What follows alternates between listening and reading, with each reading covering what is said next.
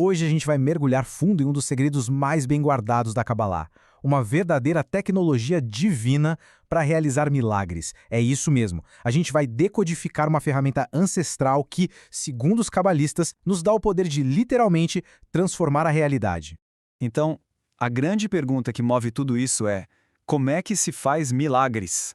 Sabe, não um truque de mágica, nada disso, mas uma capacidade real de intervir na própria estrutura do universo e manifestar uma realidade totalmente nova na nossa vida. Parece coisa de ficção científica, né? Mas a resposta, olha, está escondida num código muito, muito antigo. E a chave para tudo isso está aqui, ó, nesse número, 72. Mas calma, não é só um número qualquer. A gente está falando de um conjunto de 72 códigos, 72 nomes divinos. Cada um deles é uma combinação de 3 letras hebraicas e funciona, pensa só, como uma chave mesmo, que abre a porta para uma força cósmica específica. Tá, mas de onde vêm esses nomes? Então, eles estão escondidos, criptografados, em 3 versículos lá do livro do Êxodo. Sabe quais? Aqueles que descrevem a abertura do Mar Vermelho. E o que os cabalistas ensinam é que esse evento não foi só um milagre histórico, foi um símbolo, quase um manual de instruções mostrando como abrir os portões do céu e trazer todo esse poder divino aqui para a Terra. Beleza, então para a gente entender como tudo isso se encaixa, nosso caminho vai ser o seguinte. Primeiro, o segredo dos milagres. Depois, vamos ver o universo observador, seguido pela lei de causa e efeito.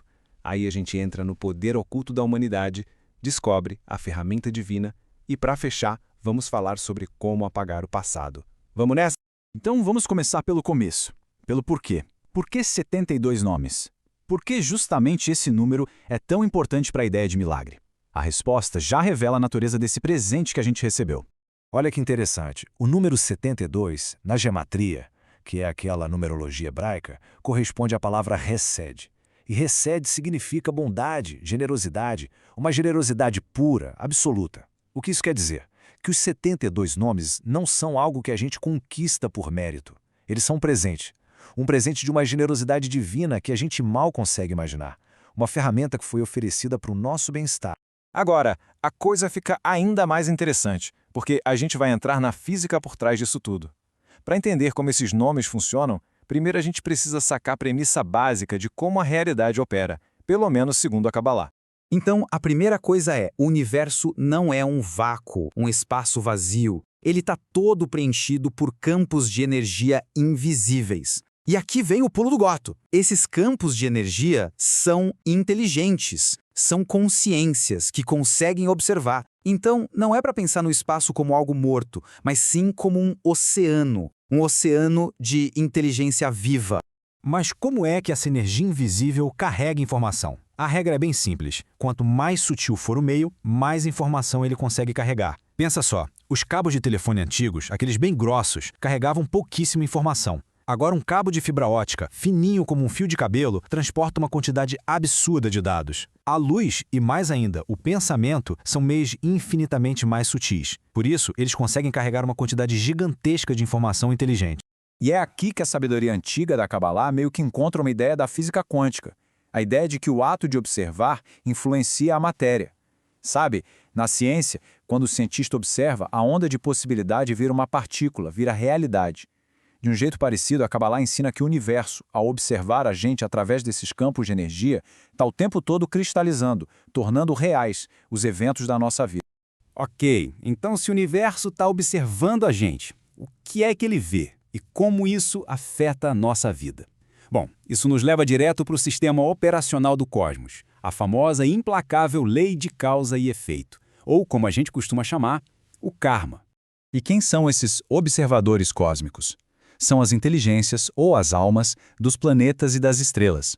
Na Bíblia, por exemplo, eles são chamados de anjos. E o detalhe é, eles não têm livre-arbítrio. A função deles é só uma: observar e registrar cada pensamento, cada ação nossa, sem fazer nenhum julgamento.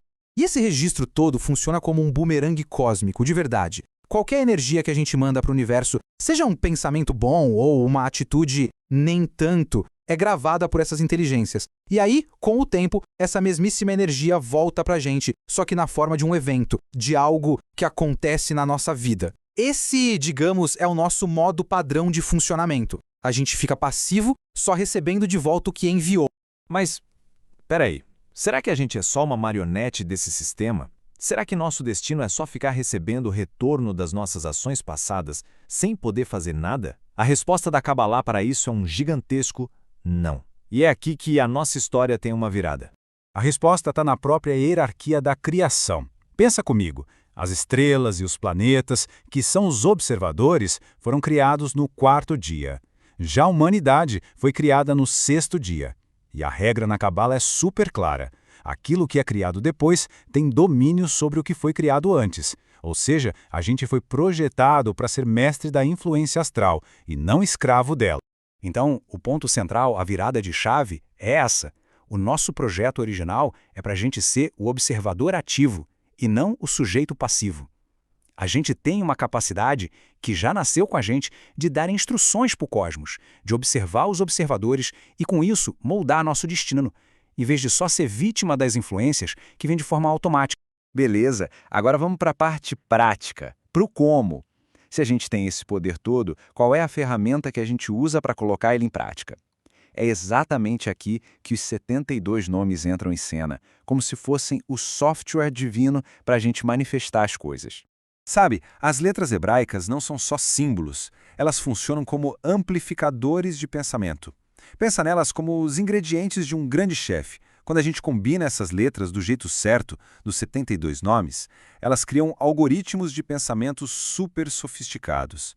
E esses algoritmos dão instruções precisas para o universo. São ondas de pensamento tão amplificadas que conseguem passar por todo o ruído mental coletivo e chegar direto nessas inteligências cósmicas.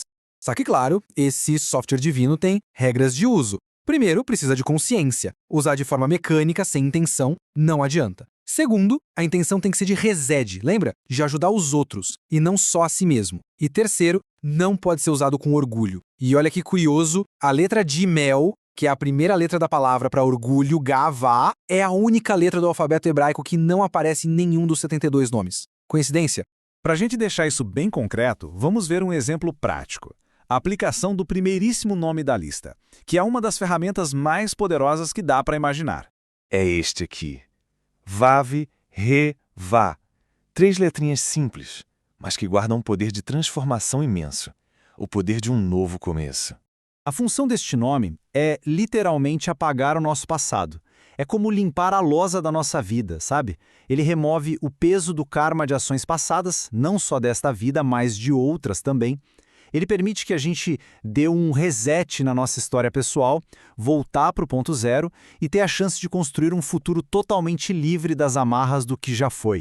E tudo isso nos deixa com uma reflexão final, né? A Kabbalah não nos coloca como vítimas do destino. Muito pelo contrário, nos mostra como co-criadores da nossa própria realidade, com ferramentas divinas na mão. Então a verdadeira questão não é se a gente pode, mas se a gente vai escolher usar esse poder. Se fosse possível reescrever a própria realidade, por onde cada um começaria?